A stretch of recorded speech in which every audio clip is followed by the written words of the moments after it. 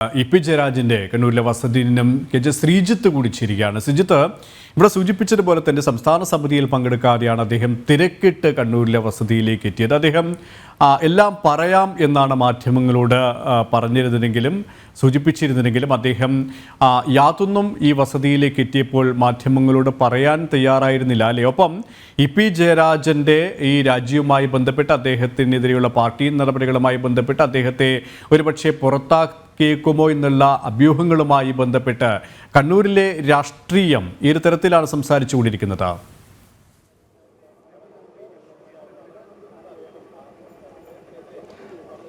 EP. ജയരാജനുമായി ബന്ധപ്പെട്ട് വർഷങ്ങളായി പുകഞ്ഞുകൊണ്ട് നിന്ന ഒരു അഗ്നിപർവ്വതമാണ് നിലവിൽ പൊട്ടിയിരിക്കുന്നത്. അതുമായി ബന്ധപ്പെട്ട ഒരു സ്ഫോടനം തന്നെ നിലവിൽ ഉണ്ടായിരിക്കുന്നത്. കാരണം വർഷങ്ങളായി തന്നെ കണ്ണൂരുമായി ബന്ധപ്പെട്ട് നിൽക്കുന്ന ഒരു രാഷ്ട്രീയ യുദ്ധമാണ് നിലവിൽ ഇത്തരത്തിലൊരു നടപടിയുമായി മുന്നോട്ട് വന്നിരിക്കുന്നത്. കാരണം കോടിയേരി ബാലകൃഷ്ണന്റെ മരണത്തിനു ശേഷം ഇ.പി. ജയരാജൻ CPM-ന്റെ സംസ്ഥാന സെക്രട്ടറി പദവി ആഗ്രഹിച്ചിരുന്നു. എന്നാൽ ആ സമയം പാർട്ടി ഒന്നടങ്കം ഗോവിന്ദനിലേക്ക് ചായുകയായിരുന്നു. ഗോവിന്ദൻ ആ ചുമതലയിലേക്ക് കൊണ്ടുവരികയായിരുന്നു ചെയ്തത്. പക്ഷേ അതിനുശേഷം പല വേദികളിലും ഇത്തരത്തിലുള്ള നീരസം ഇ.പി. ജയരാജൻ തുറന്നു പറഞ്ഞിരുന്നു. പലയിടത്തും പ്രതിഷേധവും രേഖപ്പെടുത്തിയിരുന്നു. M.V. ഗോവിന്ദൻ നയിച്ച ആ യാത്രയിൽ പങ്കെടുക്കാതെ പല സമയങ്ങളിലും ഒഴിഞ്ഞു നിൽക്കുന്ന ഒരു അവസ്ഥ വരെ ആ സമയങ്ങളിൽ ഉണ്ടായിരുന്നു. അതുമായി ബന്ധപ്പെട്ട് ഇ.പി. ജയരാജനും അതോടൊപ്പം തന്നെ M.V. ഗോവിന്ദൻ തമ്മിലുള്ള തർക്കമാണ് അവസാന ഘട്ടത്തിൽ ഇ.പി. ജയരാജനെ LDF കൺവീനർ സ്ഥാനത്ത് നിന്നും പുറത്താക്കുന്ന ഒരു അവസ്ഥയിലേക്ക് എത്തി നിൽക്കുന്നത്. എന്തായാലും BJP-യുമായി ബന്ധപ്പെട്ട വിവാദങ്ങളാണ് ഇതിൽ നിന്നും ഇ.പി. ജയരാജനെ പുറത്താക്കിയെന്ന്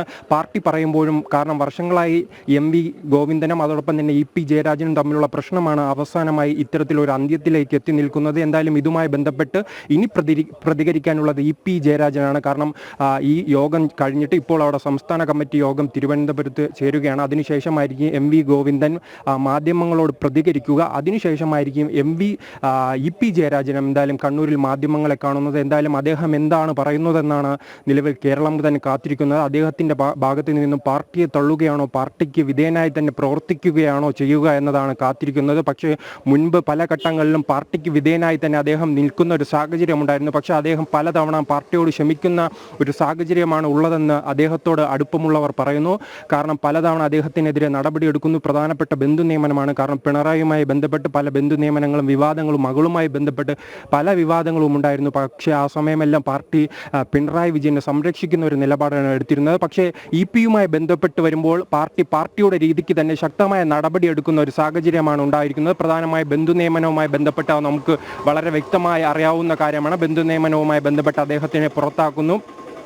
അതോടൊപ്പം തന്നെ കണ്ണൂരിൽ റിസോർട്ടുമായി ബന്ധപ്പെട്ടും ഒരു വിവാദം ഉണ്ടായിരുന്നു. വൈദേഹം റിസോർട്ടുമായി ബന്ധപ്പെട്ടുള്ള വിവാദത്തിലും പാർട്ടി ശക്തമായ നടപടി അദ്ദേഹത്തിന് എടുക്കുന്നൊരു സാഹചര്യം ഉണ്ടായിരുന്നു. പക്ഷേ കണ്ണൂരിലേക്ക് വരുമ്പോൾ ഇ.പി. ജയരാജൻ എപ്പോഴും കരുത്തനാണ്. കാരണം പണ്ട് പാർട്ടിയുടെ M.V. രാഘവൻ ഉൾപ്പെടെയുള്ളവർ പാർട്ടി വിട്ടുപോകുന്ന ഒരു സാഹചര്യം കണ്ണൂരിലുണ്ടായിരുന്നു. ആ സമയം കണ്ണൂരിലെ പാർട്ടി ഗ്രാമങ്ങൾ തകരുമെന്നും CPM-ന്റെ അടിത്തറ തകരുമെന്നും രാഷ്ട്രീയ കേന്ദ്രങ്ങൾ വിശ്വസിച്ചിരുന്നപ്പോൾ ഈ ജയരാജൻ്റെ നേതൃത്വത്തിലായിരുന്നു അന്ന് പാർട്ടി സംരക്ഷിച്ചു നിർത്തുന്ന ഒരു സാഹചര്യം ഉണ്ടായിരുന്നു. അത് മട്ടന്നൂരിലെ തെരഞ്ഞെടുപ്പിലും M.V. രാഘവനെ തോൽപ്പിക്കുന്ന ഒരു പശ്ചാത്തലം വരെ ഉണ്ടായിരുന്നു. അത്തരത്തിൽ വളരെ കരുത്തനാണ് കണ്ണൂരിൽ എന്തായാലും ഇ.പി. ജയരാജൻ. അതിനാൽ തന്നെ ഇ.പി. ജയരാജൻ്റെ ഓരോ നടപടിയും കണ്ണൂരിലെ പാർട്ടിയെ വലിയ തോതിൽ തന്നെ ബാധിക്കാനുള്ള സാഹചര്യമുണ്ട്. എന്തായാലും BJP-യുമായി ബന്ധപ്പെട്ട വിവാദങ്ങളാണ്.